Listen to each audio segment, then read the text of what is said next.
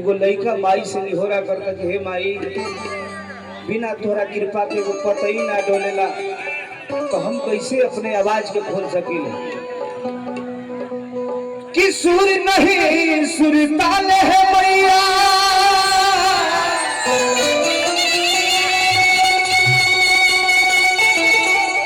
कि कैसे तेरा गुल गाऊं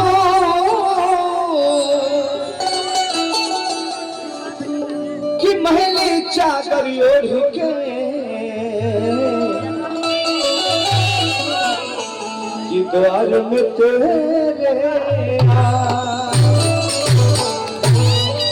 लड़का कहले माई से कि माई हमारा भी रुपया पैसा नहीं के तोहर से बात छोड़ा के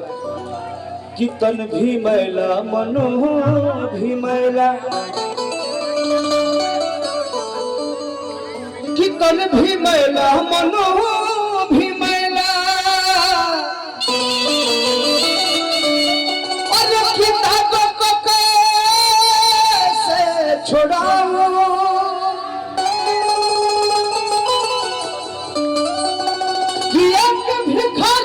बन के पुजारी ये माई दास के दीना बुबारी।